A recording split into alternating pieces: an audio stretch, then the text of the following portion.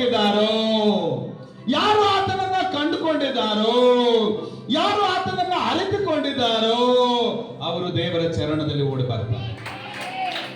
Hallelujah. ಈಗ ಕಳೆ ತೆಗೆಯೋದು ನಿನಗೆ ಚೆನ್ನಾಗಿ ಗೊತ್ತಿದೆ ಅಂದ್ರೆ ಇಡೀ ಓಣಿಯಲ್ಲಿ ನಿನಗೆ ಮೊದಲು ಕರೀತಾರೆ.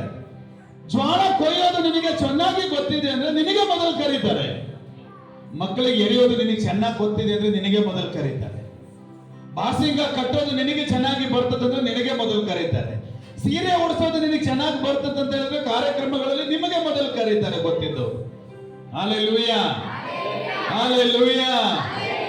ಪ್ರೀತಿಯ ದೇವರ ಮಕ್ಕಳು, ಯಾರು ದೇವರ ಆಶ್ರಯದಲ್ಲಿದ್ದಾರೆ ಅಂದ್ರೆ ಯಾರು ದೇವರ ಮೊರೆ ಹೊಕ್ಕಿದ್ದಾರೋ, ಯಾರು ದೇವರನ್ನ ಆರಾಧನೆ ಮಾಡ್ತಾರೋ, ಯಾರು ನಂಬಿಕೆಯಿಂದ ಜೀವಿಸ್ತಾ ಇದ್ದಾರೋ ಅವರು ದೇವರ ಆಶ್ರಯದಲ್ಲಿ ಬರ್ತಾರೆ. Amen, hallelujah. ನಿನ್ನ ಚರಣ ಸನ್ನಿಧಾನದಲ್ಲಿ ಕುಳಿತಿರುವ ಅವರು ಎಲ್ಲಿ ಕುಳಿತಿರ್ತಾರೆ? ಅವರು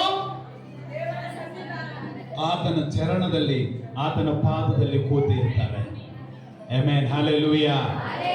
ಪ್ರಿಯ ದೇವರ ಮಕ್ಕಳೇ, ನಮ್ಮ ಲೈಫಲ್ಲಿ ಯಾವುದು ಇಂಪಾರ್ಟೆಂಟ್ ಅಂತ ಹೇಳಿ ನಮಗೆ ಯಾರಾದ್ರೂ ಪ್ರಶ್ನೆ ಕೇಳಿದ್ರೆ, ನಿಮಗೆ ಯಾರಾದ್ರೂ ಪ್ರಶ್ನೆ ಕೇಳಿದ್ರೆ ನೀವು ಹೇಳ್ಬೋದು ನನಗೆ ಅದು ಇಂಪಾರ್ಟೆಂಟ್, ಇದು ಇಂಪಾರ್ಟೆಂಟ್, ಇದು ಇಂಪಾರ್ಟೆಂಟ್, ಹಲವಾರು ವಿಷಯಗಳು ನಿಮ್ಮ ಕಣ್ಣೆದುರಿಗೆ ಬರ್ತದೆ. ಆದ್ರೆ ಒಬ್ಬ ಆತ್ಮೀಕ ಮನುಷ್ಯನಿಗೆ ಹೋಗಿ ಕೇಳಿ ನೋಡ್ರಿ ನೀವು, ಒಬ್ಬ ಸತ್ಯವಂತ ಮನುಷ್ಯನಿಗೆ ಹೋಗಿ ಕೇಳಿ ನೋಡ್ರಿ ನೀವು, ಪವಿತ್ರ ಆತ್ಮದಲ್ಲಿ ನಡ್ಕೊಳ್ಳುವಂತ ಮನುಷ್ಯನಿಗೆ ಹೋಗಿ ನೀವು ಕೇಳಿ ನೋಡ್ರಿ, ನಿಮಗೆ ಯಾವುದು ಇಂಪಾರ್ಟೆಂಟ್, ನಿಮ್ಮ ಜೀವನದಲ್ಲಿ ಯಾವುದು ಪ್ರಾಮುಖ್ಯವಾಗಿದೆ, ನಿಮ್ಮ ಜೀವಿತದಲ್ಲಿ ಯಾವುದು ನಿಮಗೆ ಮೊದಲು ಬೇಕು ಅಂತ ಯಾರಾದರೂ ಹೋಗಿ ಆ ಮನುಷ್ಯನಿಗೆ ಕೇಳಿದ್ರೆ ಅವನು ಹೇಳೋದು ಒಂದೇ, ನನ್ನ ಜೀವನದಲ್ಲಿ ಬಹಳ ಇಂಪಾರ್ಟೆಂಟ್ ನನ್ನ ಯೇಸುವೇ. ಆಮೇಲೆ ನನ್ನ ದೇವರ ಮಾತುಗಳೇ ನನಗೆ ಇಂಪಾರ್ಟೆಂಟ್ ಆಗಿದೆ. ಹಲ್ಲೆಲೂಯಾ. ಪ್ರಿಯರೇ, ನಿಮ್ಮ ಲೈಫ್ ಅಲ್ಲಿ ಮುಖ್ಯವಾಗಿ ದೇವರು ಇರಬೇಕು. ಆಮೇಲೆ ಯಾಕೆ ನಾವು ದೇವರ ಸನ್ನಿಧಾನಕ್ಕೆ ಬರಬೇಕು? ಯಾಕೆ ನಾವು ದೇವರನ್ನು ಆರಾಧಿಸಬೇಕು? ಕೀರ್ತನೆ 5ನೇ ಅಧ್ಯಾಯ 7ನೇ ವಚನ. ಕೀರ್ತನೆ 5ನೇ ಅಧ್ಯಾಯ 7ನೇ ವಚನ, ಪಾಯಿಂಟ್ ನಂಬರ್ 1 ಇದು.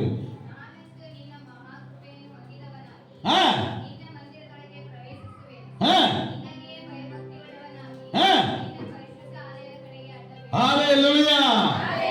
ಯಾರು ದೇವರ ಸನ್ನಿಧಾನಕ್ಕೆ ಬರ್ತಾರೆ ಅಂದ್ರೆ ಯಾಕೆ ಬರ್ತಾರೆ, ಯಾರು ಬರ್ತಾರೆ ಅಂತ ಅದರೊಳಗೆ ಬರೆಯಲ್ಪಟ್ಟಿದೆ, ಅಡ್ಡ ಬೀಳುವುದಕ್ಕಾಗಿ ಬರ್ತಾರೆ. ಆಮೇಲೆ ದೇವರಿಗೆ ಸಾಷ್ಟಾಂಗ ನಮಸ್ಕಾರ ಮಾಡುವುದಕ್ಕಾಗಿ, ದೇವರಿಗೆ ಕೃತಜ್ಞತೆ ಸಲ್ಲಿಸುವುದಕ್ಕಾಗಿ ಬರ್ತಾರೆ.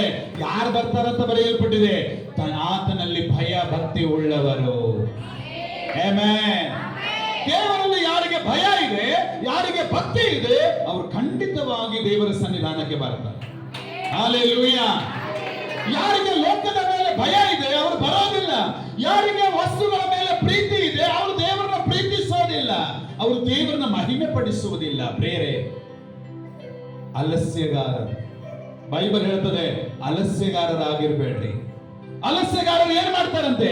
ಸರಿಯಾಗಿ ಆಲಯ ಬರಲ್ಲಂತೆ. ಅಲಸ್ಯಗಾರರು ಏನ್ ಮಾಡ್ತಾರಂತೆ? ಸರಿಯಾಗಿ ಪ್ರಾರ್ಥನೆ ಮಾಡಲ್ಲಂತೆ.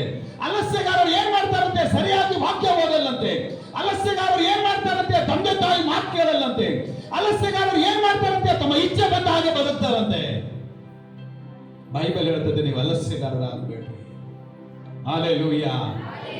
ಕರ್ತನ ಚಿತ್ತ ಏನೆಂದು ತಿಳಿದು ಅವುಗಳ ತಕ್ಕಂತೆ ನೀವು ನಡೆಯುವವರಾಗಿರ್ಬೇಕು. Amen, hallelujah. ಯಾಕೆ ಬರಬೇಕು ಆಲಯಕ್ಕೆ? ಮೊದಲನೇದು ಅಡ್ಡ ಬೀಳುವುದಕ್ಕಾಗಿ.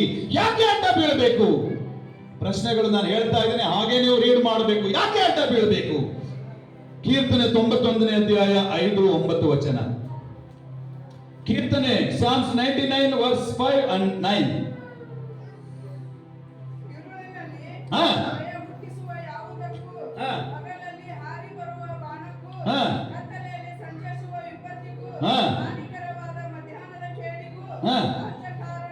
Okay, right. ಆಮೇಲೆ ಕೀರ್ತನೆ 99:5 ಓದ್ರಿ ಯಾರಾದ್ರು.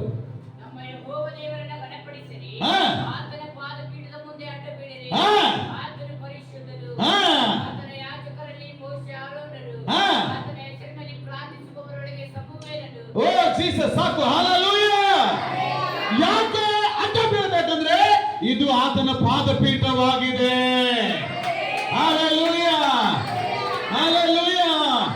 9ನೇ ವಚನ ಓದ್ರಿ, ಸೇಮ್ ಚಾಪ್ಟರ್.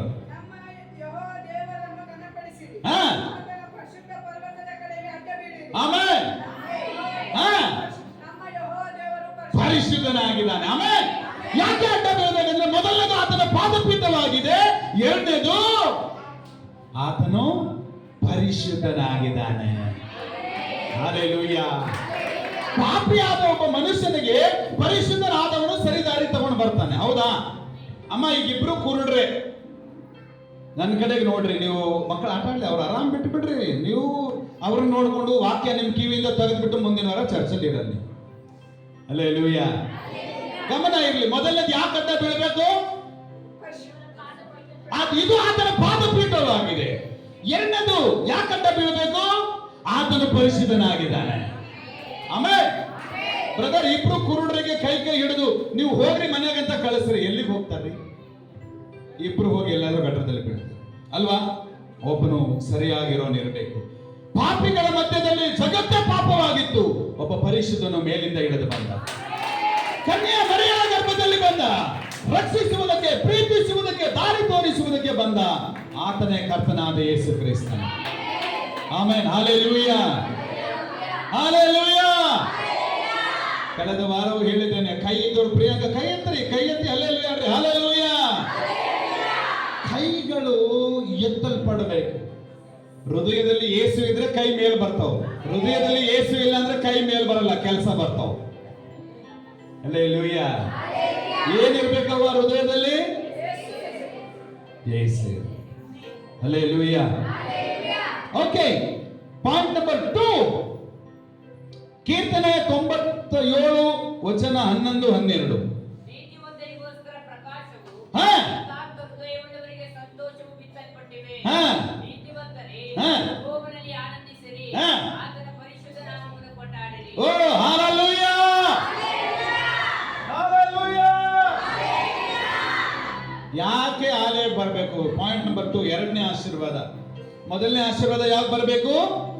ಅಡ್ಡ ಬೀಳಲು ಬರಬೇಕು. ಅದರಲ್ಲಿ 2 ಪಾಯಿಂಟ್ ಹೇಳಿದ್ದೇನೆ. ಯಾಕೆ ಅಡ್ಡ ಬೀಳಬೇಕು? ಇದು ಆತನ ಪಾದಪೀಠ ಮತ್ತೆ ಪರಿಶುದ್ಧನಾಗಿದ್ದಾನೆ ದೇವರು. ಆಮೆನ್. ಹಾಗ ನೆಕ್ಸ್ಟ್ ಏನ್ ನೋಡ್ತೇವೆ? ಯಾಕೆ ಆಲಯ ಬರಬೇಕು? ಪಾಯಿಂಟ್ ನಂಬರ್ 2, ಮೇನ್ ಪಾಯಿಂಟ್, ಆನಂದ ಹೊಂದಲು ಬರಬೇಕು. ಲೋಕದಲ್ಲಿ ಏನ್ ತುಂಬಿಕೊಂಡಿದೆ ಅಮ್ಮ?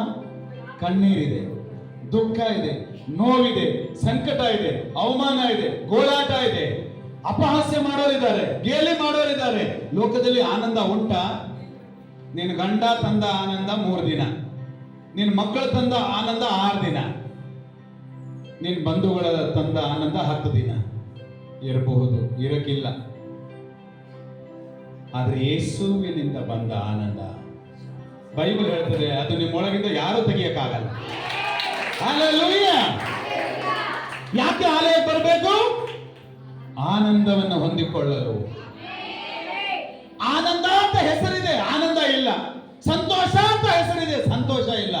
ಆರೋಗ್ಯಮ್ಮ ಅಂತ ಹೆಸರಿದೆ, ಆರೋಗ್ಯ ಇಲ್ಲ. ಏನಂತಾಗ ಇಲ್ಲ. ಇದೆಯಾ?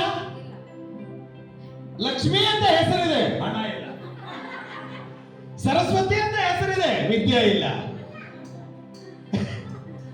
ಕರೆಕ್ಟ್ ಅಲ್ವಮ್ಮ? ಕರೆಕ್ಟ್ ಅಲ್ವಾ? ಆದ್ರೆ ನಾವು ಏನೂ ಇಲ್ಲ, ಏನು ಇಲ್ಲದವ್ರನ್ನ ಯೇಸು ಹುಡುಕೊಂಡ್ ಬಂದು ಎಲ್ಲವನ್ನ ಕೊಳ್ಳಿಕ್ಕೆ ರೆಡಿ ಇದ್ದಾನೆ. ಆಮೇಲೆ ಪಕ್ಕದ ಕೈ ಹಿಡಿದು ಹೇಳ್ರಿ, ಯೇಸು ಎಲ್ಲವನ್ನ ಕೊಡ್ಲಿಕ್ಕೆ ರೆಡಿ ಇದ್ದಾನೆ. ಹೊಂದಿಕೊಳ್ಳುವುದಕ್ಕೆ ನೀನು ಸಿದ್ಧರಿದ್ದೀಯಾ? ಹಲ್ಲೆಲೂಯ. ಎರಡನೇದು, ಯೇಸು ಆನಂದವನ್ನ ಕೊಡ್ತಾನೆ. ನಿಮ್ಮಿಂದ ಯಾರು ತೆಗೆಯಕ್ಕಾಗಲ್ಲ ಅಂತ ಆನಂದವನ್ನ ಯೇಸು ಕೊಡ್ತಾರೆ. ಹಲ್ಲೆಲೂಯ. ಯೇಸು ಆನಂದ ಕೊಡ್ತಾರೆ ದೇವ್ರ ಬಳಿಗೆ ಬಂದ್ರೆ, ಅಲ್ವಾ? ಆನಂದ ಕೊಡ್ತಾರೆ ಅಂದ್ರೆ ನಾವು ಆನಂದ ಆನಂದ ಆನಂದ ಅಂತ ಹೊಂದ್ಕೊಂಡು ಹೋಗ್ಬಿಟ್ರೆ ಆನಂದ. ಈ ವಾರ ಹೋಗ್ತಾರೆ, ಇನ್ನು 4 ವಾರ ಕಾಣಲ್ಲ. ಎಲ್ಲಿದೆ? ಎಲ್ಲೋಗಿದ್ದೆ? ಆನಂದನ್ ಜೊತೆ ಹೋಗಿದ್ದೆ. ಎಲ್ಲೋಗಿದ್ದೆ? ಚೆನ್ನಮ್ಮ ಏನ್ ಮಾಡ್ಬೇಕು? ಹಲ್ಲೆಲೂಯ. ಏನ್ ಮಾಡ್ಬೇಕು ಆನಂದ ಹೊಂದಬೇಕಾದ್ರೆ? ಕೀರ್ತನೆ 22 ಹೇಳ್ತೇನೆ, ಓದ್ರೆ ನಿಮಗೆ ಸಮಯ ಇಲ್ಲ, ಬರ್ಕೊಡ್ರಿ. ಸಬ್ ಪಾಯಿಂಟ್ ಅದ್ರ ಒಳಗಡೆ ಆನಂದ ಹೊಂದ್ಕೋಬೇಕಾದ್ರೆ ಏನ್ ಮಾಡಬೇಕು? ಸ್ತುತಿ ಸಲ್ಲಿಸುತ್ತಾ ಬನ್ನಿರಿ. ಆಮೇಲೆ ಸ್ತುತಿ ಮಾಡ್ತಾ ಬರ್ರಿ, ದೇವರ ಆನಂದ ಕೊಡ್ತಾರೆ. ಕೀರ್ತನೆ 22 ಪಾಯಿಂಟ್. ಸಬ್ ಪಾಯಿಂಟ್ ನಂಬರ್ 2 ಮುಗಿದಾಗ ಮತ್ತೆ ಸಬ್ ಪಾಯಿಂಟ್ ನಂಬರ್ 2, ಕೀರ್ತನೆ 102:1, ಸ್ತುತಿ ಸ್ತೋತ್ರಗಳೊಟ್ಟಿಗೆ ಬನ್ನಿರಿ. ಏನಂತ? ಮೊದಲನೇದು ಸ್ತುತಿ ಸಲ್ಲಿಸಲು ಬನ್ನಿರಿ, ಮೊದಲನೇದು. ಎರಡನೇದು ಕೀರ್ತನೆ 151 ಸ್ತೋತ್ರಗಳೊಟ್ಟಿಗೆ ಚೆಲ್ಲರಿ, ಕಿನ್ನರಿ, ವೀಣೆ ಬಾರಿಸ್ತಾ, ಚಪ್ಪಾಳ ತಟ್ಟುತ್ತಾ ಆರಾಧನೆ ಮಾಡ್ತಾ ಬನ್ನಿರಿ. ಮೂರನೇದು ಕೀರ್ತನೆ 95:1, ಜಯ ಹೊಂದಲು ಬನ್ನಿರಿ. ಆಮೇಲೆ ಜಯ ಹೊಂದಲು, ಜಯ ಬೇಕಾದ ನಿಜವಾದ ಜಯ ಶಾಶ್ವತವಾಗಿ ನಮ್ಮ ಜೊತೆಗೆ ಇರ್ತದೆ. ಹಲ್ಲೆಲೂಯಾ. ಹಾಗಾಗಿ ವಾಕ್ಯ ಹೇಳ್ತದೆ 95:1, ಜಯ ಹೊಂದುವುದಕ್ಕಾಗಿ ಬನ್ನಿರಿ. ಹಲ್ಲೆಲೂಯಾ. ನಾಲ್ಕನೇದಾಗಿ ಕೀರ್ತನೆ 89:22-24, ಯಾಕೆ ಬರಬೇಕು? ನಿನಗೆ ವಿರುದ್ಧವಾದ ಶತ್ರುಗಳನ್ನ ನಾಶಪಡಿಸುವುದಕ್ಕೆ ದೇವರ ಮಂದಿರಕ್ಕೆ ಬನ್ನಿರಿ. ಯಾರಾದ್ರೂ ಓದ್ರಿ ಕೀರ್ತನೆ 89:22-24. ನಿನ್ ಶತ್ರುಗಳ ಕಾರ್ಯ ನಿನ್ನೊಳಗೆ ಸಾಗೋದಿಲ್ಲ ಅಂದ್ರೆ, ನಿಮ್ಮ ಕೈ ಅದಾವೋ ಇಲ್ವೋ, ನೀವು ಯಾವ ಮೂಡಲ್ಲಿ ಕೂತ್ಕೊಂಡಿದ್ದೀರೋ ಮುಗಿಸ್ಬಿಡ್ತೀನಪ್ಪ. ಬೇಡ, ಬೇರೆ ಏನಾದ್ರೂ ಹೇಳಿದ್ರೆ ಕೇಳ್ತಾರೆ, ವಾಕ್ಯ ಹೇಳಿದ್ರೆ ಕೇಳ್ತಾರೆ. ನೋಡ್ರಿ ಇಷ್ಟು ಅದ್ಭುತವಾಗಿ ಓದಿದ್ರೆ ಚಪ್ಪಾಳೆ ಓದಕ್ಕ. ಇನ್ನೊಂದ್ಸರಿ ಯಾರು ತಟ್ಟಲಿಲ್ಲ ಅಂದ್ರೆ ನಾನು ತಟ್ತೀನಿ, ಓದಕ್ಕ ನೀ. ವೈರಿಯ ಕುತಂತ್ರ ಅವನಲ್ಲಿ ಸಾಗದು ಅಂದ್ರೆ ವೈರಿಗಳ ಕಾರ್ಯ ಅವಗಳ ಕಡೆ ನಡೆಯೋದೇ ಇಲ್ಲ. ಹಲ್ಲೆಲೂಯಾ. ಮಾರ್ಕನ ಸುವಾರ್ತೆ 16ನೇ ಅಧ್ಯಾಯದಲ್ಲಿ ವಾಕ್ಯ ಹೇಳ್ತದೆ, ವಿಷ ಪದಾರ್ಥವೇನಾದ್ರೂ ಕುಡಿದ್ರೆ ಅವನಿಗೆ ನಾಟೋದಿಲ್ಲ, ಹಾಲು ಹಚ್ಚಿದ್ರೆ ಅವನು ಸಾಯಲ್ಲ, ಸಿಂಹಗಳು ಅವನಿಗೆ ತಿನ್ನಲ್ಲ. Hallelujah, hallelujah. ವೈರಿಗಳ ಕಾರ್ಯ ನನ್ನೊಳಗೆ ನಡೆಯೋದಿಲ್ಲ. ವೈರಿಗಳು ಏನೇ ಕುತಂತ್ರ ಮಾಡ್ಲಿ, ಪ್ಲಾನ್ ಮಾಡ್ಲಿ, ಆಲೋಚನೆ ಮಾಡ್ಲಿ, ಅವರ ಕಾರ್ಯಗಳು ನಮ್ಮೊಳಗಡೆ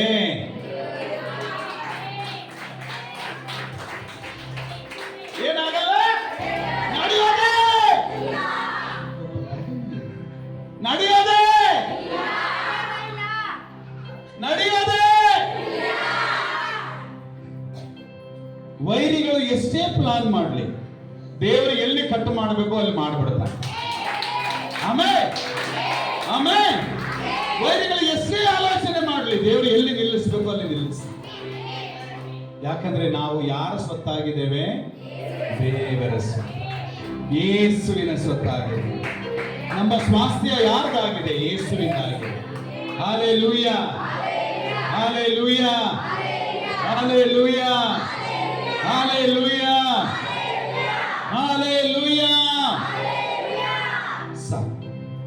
ಮೂರನೇ ಪಾಯಿಂಟ್ಗೆ ಹೋಗಲ್ಲ, ಹೋಗ್ಬಿಟ್ರೆ ಇವರು. ಒಂದನೇದೇನು?